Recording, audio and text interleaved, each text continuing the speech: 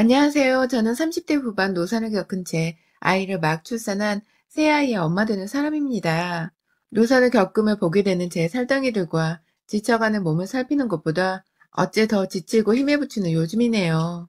모든 여자분들이 출산하고 이렇게 극단적이진 않으실 텐데 저는 이게 산후 우울증과 겹쳐서 그런지 수만 번 통 크게 들이쉬는 것조차 녹록지 않은 심정이네요. 고등학교 때 입시 미술을 시작한 것을 계기로 운이 좋게 미대에 들어갔고 거기서의 전공을 살려 아주 작은 명함 찍어내는 회사 하나를 차렸습니다. 사무실에 필요 없는 재택근무를 코로나 터지기 10년 전부터 시작하여 지금까지 돈 잘 벌면서 살고 있고요. 친정어머니는 할머님께 물려받은 돈을 잘 굴려주신 덕분에 부동산 중개업으로 한참 부동산 붐이 일었을 때 경매로 집을 사고 팔며 부수적인 수입을 꽤 벌어놓기도 하셨고 저희 아버지는 공무원으로 따박따박 월급을 받아오셨기에 저는 부모님을 부양하고 책임질 걱정은 잠시 덜어둔 채 온전히 제 일과 제 커리어만 쌓아보면서 또래 친구들보다는 부담 없이 사회생활을 할 수 있었습니다. 제가 제 사업을 시작한 것에 그리 겁을 먹지 않았던 것도 다 이런 집안 배경 덕분이었던 것 같습니다. 아무튼 그렇게 일을 하다가 만나게 된 클라이언트 중 하나가 바로 지금 저와 아이 셋을 낳고 살고 있는 제 남편이었어요. 남편은 사업을 하는 사람은 아니었고 어느 한 회사의 마케팅을 담당하던 직원이었어요. 회사에 새로운 직원이 들어오면 직원용 명함을 주문하고 또 그 밖에 제가 제품 표지 같은 것도 부가적으로 하고 있었기 때문에 자잘한 디자인 의뢰를 외부 업체 겸 저한테로 의뢰를 주는 일을 하던 사람이었죠. 서로 일 때문에 알고 지낸 지가 벌써 1년 정도 되었을 때였고 가끔 미팅을 가지는 것 말고는 정말로 딴 생각 한 번을 품지 않은 채 온전히 회의 말곤 잡소리도 나누질 않던 사이였는데 어느 날 남편이 뜬금없이 저한테 연락을 한 겁니다. 저희가 함께 디자인 상의를 하면서 남편 회사에서 터무니없는 업무, 그러니까 좀 혼자 하기 누가 봐도 버거운 일들을 빨리 끝내달라고 의뢰해 올 때면 남편은 저 대신 자기 회사가 좀 빡세단 욕을 해주고 저는 저대로 남편한테 힘드시겠다는 소리를 해대며 서로를 농담 삼아 유료해주곤 했었는데요.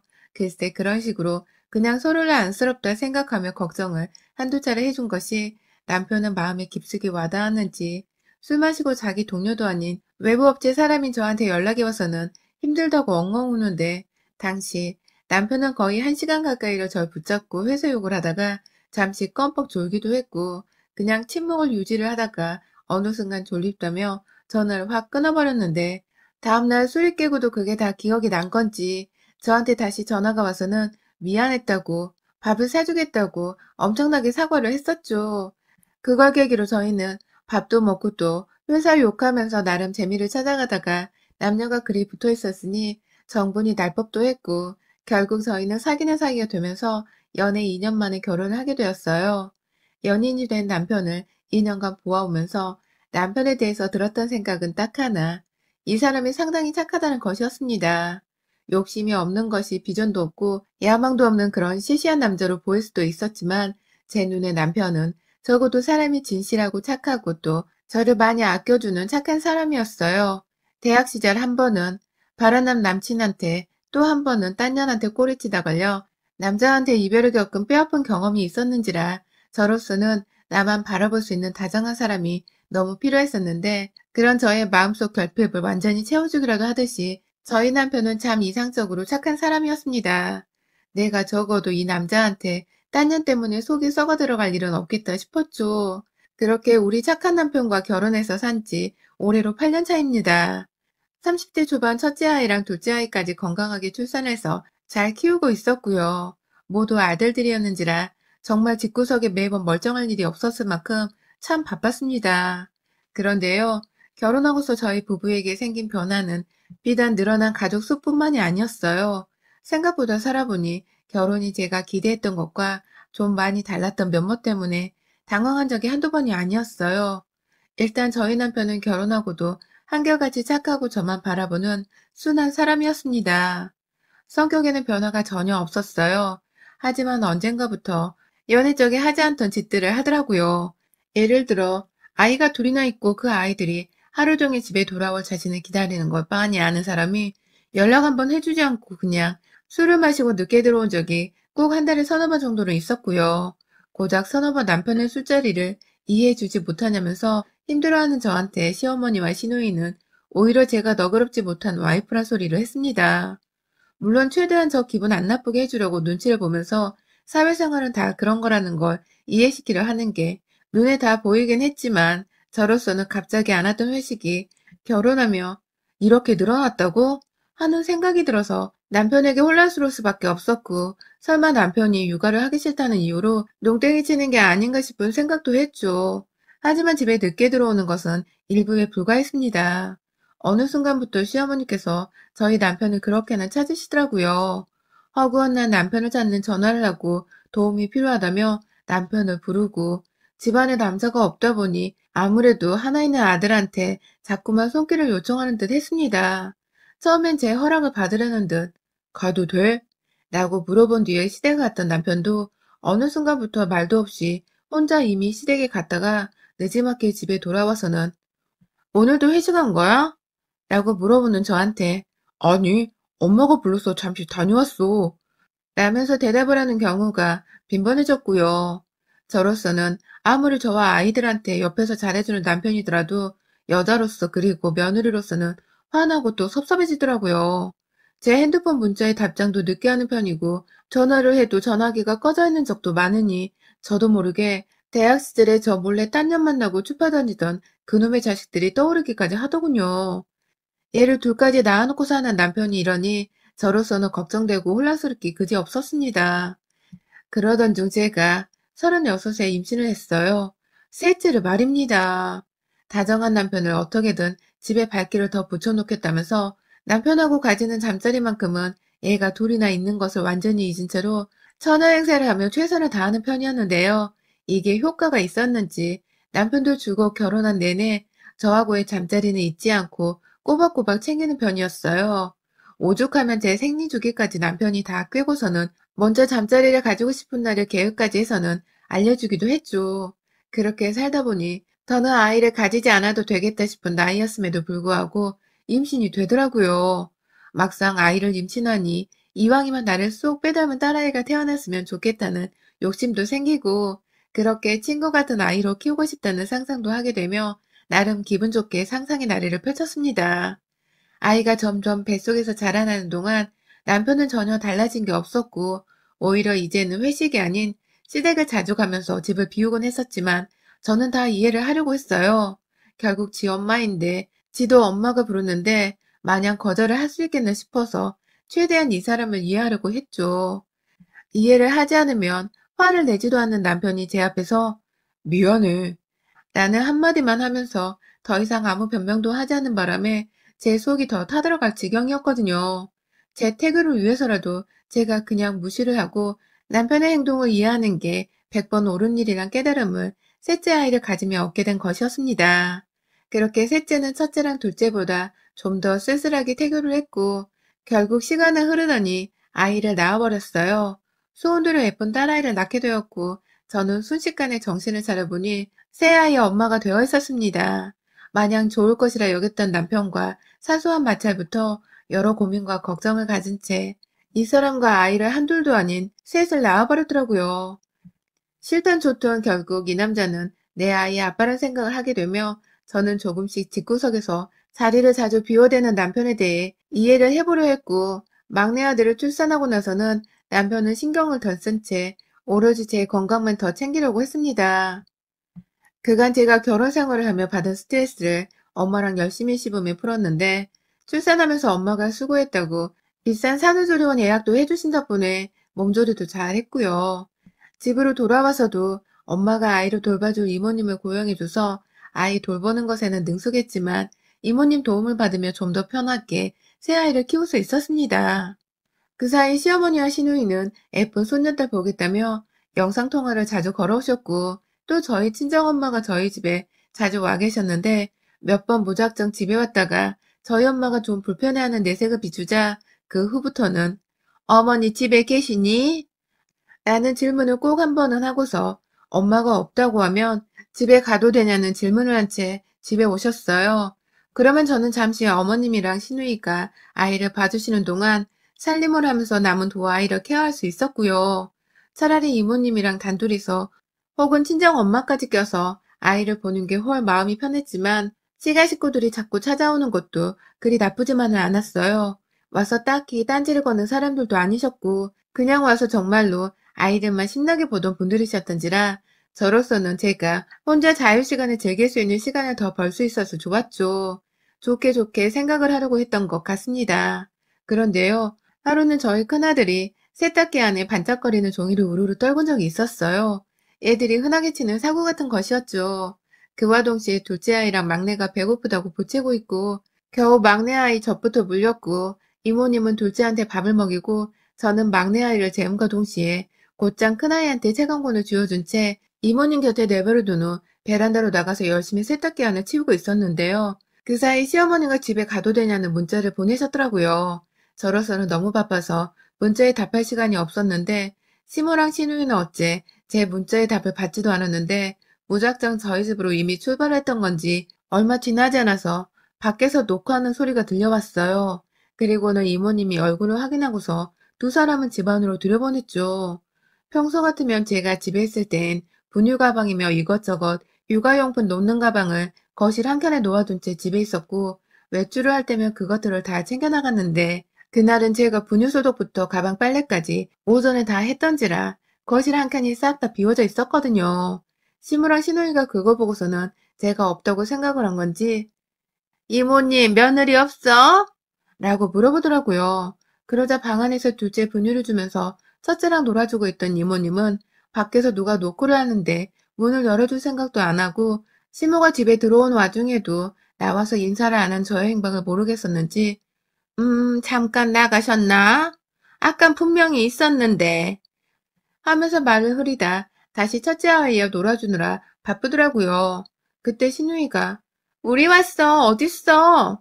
하면서 저를 큰 소리로 부르다가 이모님께서 막내 아이 잠들었어요. 쉿 하며 목소리를 낮추라 무안을 준 바람에 신우이는 급히 저를 부르다 말고 입을 닫은 채 없나 본데?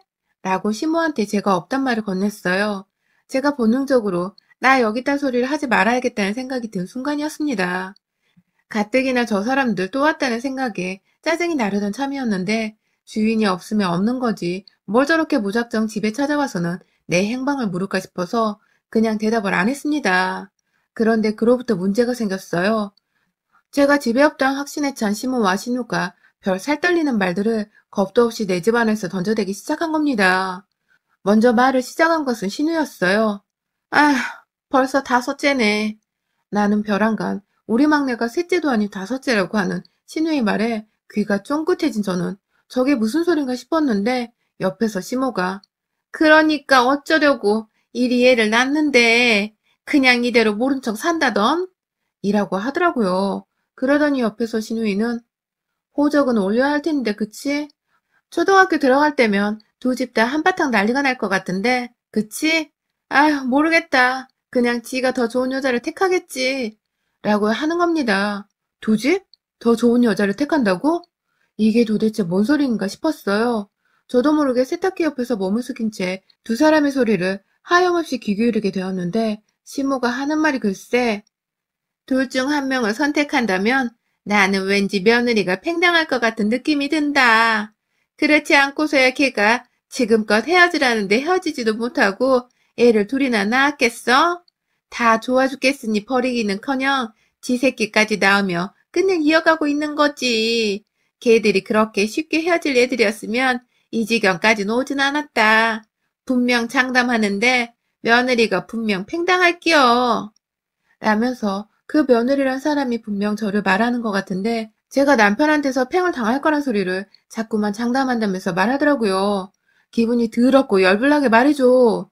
그러자 옆에서 신우이는 맞아. 엄마 말이 무조건 맞아. 아무래도 집안에 며느리가 한 번은 바뀔 것 같네. 아휴 불쌍한 년. 그런 줄도 모르고 시모신우가 집에 오는 것마저 그리 싫다고 눈치를 주니 이혼당할 때도 우리 앞에서 그런 표정 지을까? 싹싹 빌면서 이혼 말려달라고 애원하면 그때 우리가 시댁 어른으로서 본보기 좀 보여주자. 라면 뭐가 그리 재밌는지 혼자 저를 혼낼 생각을 하면서 기죽일 생각에 히덕거리는데 진짜 당장에 뛰쳐나가 저것들을 조지고 싶더라고요. 결국 두 사람은 저한테 그 모든 말을 비밀로 해야 한다고 그래야 이혼 소송 같은 거 없이 그저 남편한테서 제가 성격 차이로 이혼을 당하고 깔끔하게 정리될 수 있다는 말까지 해놓고는 방 안에 있던 이모님 단속을 하겠다면서 심지어 현금까지 주어졌습니다. 이모님은 또 그 돈을 받아다가 좋다며 입을 다무겠다는 약속을 했고요. 너무 혼란스러웠어요. 믿었던 사람들이 하나도 아니고 둘도 아니고 무려 남편의 시모, 신우, 이모님까지 넷이서 저를 속이려 했다는 사실이 정말 믿을 수가 없었습니다. 황급히 호주머니 안에 있던 핸드폰으로 신모한테 지금 친정엄마랑 집에 가는 길이에요. 혹시 저희 집에 오고 계시는 거면 친정엄마가 불편하시니 자리 좀 비켜주셨으면 해요. 다음부턴 집에 오실 때 하루 정도는 일찍 말씀 좀 해주시고요. 라고 쌀쌀맞은 문자를 보냈고 그 문자를 보자 시어머니는 이 싹수 없는 년 하면서 궁시렁대며 신우랑 집을 황급히 나가더라고요.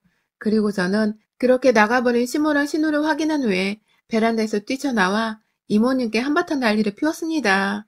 그 돈 당장 달라고 제 지갑 안에 그 돈을 집어넣었고 아예 이모님을 잘라버렸어요.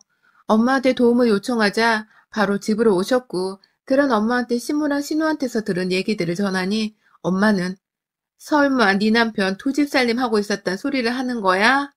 하면서 믿을 수 없다는 듯이 패닉에 빠지셨습니다. 그리곤 저희 두 사람 혹시나 하는 마음에 함께 합심해서 남편의 회사 앞으로 가 진을 쳤죠. 이 인간이 오늘도 늦는 건지 설마 오늘 시모와 신우가 나눈 뒷담화의 주인공인 딴 여자의 집으로 가는 건 아닌지 그래서 내 셋째 아이를 감히 다섯째라고 부르도록 만든 그년이 있는 집에서 얼굴도 모르는 두 자식들이랑 놀아주다 오는 건 아닌지 하는 오만 걱정을 다하며 기다리기를 얼마나 되었을까. 늘 일찍 끝나도 회사가 7시에 끝나니까 그전에는 집에 오지 못했던 사람, 회식을 하면 밤 11시는 거뜬히 넘겼던 사람이 회사에서 6시 되어 땡하고 나오더라고요. 그 주변의 사람들도 우르르 6시 회사를 나와 집으로 향해 가고 있었고요. 그리고 저는 퇴근길에 그 복잡한 지하철역을 뚫기까지 하며 친정엄마와 함께 남편의 뒤를 밟았습니다. 저만큼이나 엄마의 속도 정말 말이 아니었을 거예요. 딸내미 두고 바람핀 것일 줄 모르는 사위의 뒤를 캐는 일인데 누가 감히 기분이 좋겠냐고요. 그렇게 저는 엄마랑 함께 얼마나 더 떠났을까? 저희 집에서 그리 멀지 않은 동네에 위치한 한 주택가로 들어가는 남편을 확인했고 옆에서 네가 잘 모르나 본데 이런 건 다 증거로 남겨둬야 하는 거야. 라면서 무슨 유튜브 마냥 동영상을 찍어가며 뒤따라오는 엄마를 대신해 먼저 발걸음을 서둘렀습니다.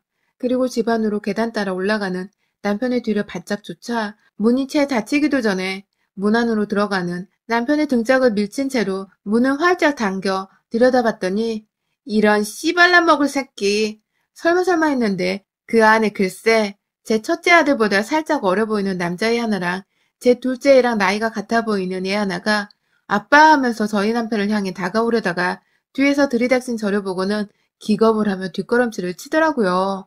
지들 엄마라는 사람을 불러대며 또 그 맞은편에 서 있던 여자를 향해 엄마를 외치며 엄마 아빠 소리를 번갈아가며 하는데 저는 그 집에서 완전히 부부 사이에 회방을 놓고 있는 외딴년이 되어 있었습니다. 이 남자는 애 셋의 아빠인데 호덕상이 내 남편인데 내 남편을 향해 아빠라고 부르는 애 새끼들부터 시작해서 누가 봐도 그 집의 마누라인 것 마냥 앞치마를 메고서 저희 남편을 맞이하고 있었던 여자까지 이건 말 그대로 총체적 난국이었습니다. 저를 보고 얼음장이 된 남편은 여보라는 말도 참아하지를 못한 채 여자들 눈치를 보다가 뒤에서 카메라를 두고 튀어나온 저희 엄마를 보고는 장모님 이거 찍으시면 안 되는데 장모님 제발 하면서 저희 엄마를 말리러 달려들었고 그걸 제가 네 새끼들 다 나한테 얻어터지는 거 보기 싫으면 그 자리에 가만히 있어! 라면 소리를 확 질러버리자 가만히 움직이다 말고 한숨을 쉰 채 털썩 주저앉더라고요. 상황 파악이 되었는지 애 돌을 끼고 있던 여자도 어떻게 좀 해봐! 이제 어떡해! 라면서 남편을 향해 하소연을 하는데 그 바람에 저는 전현이 나의 존재까지 다 알고 있는데도 얘를 낳은 거구나 하는 생각이 들어서 괘씸한 마음에 집 안으로 들어가 그년의 뺨따구로 얘들 앞에서 내리쳤습니다. 애들은 울고불고 난리가 났고 남편도 제발 제발 하면서 저를 말렸지만 남편의 불륜으로 내 새끼들이 받은 마음의 상처는 누가 보상을 해주겠냐고요. 이렇게라도 전현의 몸뚱이에 손찌검을 한번 해보고 싶었고 이렇게라도 전현의 자식들이 지들이 천년의 자식이란 걸 알기를 바랬습니다. 그리고 이렇게라도 남편이 무슨 짓을 지가 벌였는지를 똑똑히 알길 바랬어요. 뒤늦게야 저보다 열불이 나서 남편을 후려치며 죽일 놈! 이라고 개패듯 혼을 내고 있던 엄마를 겨우 진정시킨 채 그 집을 빠져나왔습니다. 저를 따라 나온 남편은 길 한복판에서 무릎을 꿇은 채 자기가 잘못했다고 무슨 짓을 벌였는지 모르겠다며 자기 머리를 막 때리는데 저한테 그게 다 생쇼 같더라고요. 간도 그게 두 집 살림이라니. 내가 새 출발을 하지도 못하게 얘를 셋이나 낳게 해놓고서 딴 년이랑 얘를 둘이나 낳고 다른 살림을 꾸리고 있었다니. 그것도 집에 지 자식 새끼가 커가고 있는 걸 보고 살았으면서 딴 년 집에서 비슷한 시기에 애를 낳고 키울 생각을 했다니. 그걸 시무랑 신우도 다 알고 있었는데 나한테 사기를 치겠다고 그간 시댁에 간다는 핑계를 대면서 이 집 구석을 들락거렸을 생각을 하니까 속에서 천불이 나고 불이 나다 못해 폭발하겠더라고요. 저요? 절대로 이 결혼을 깨지 않기로 했습니다.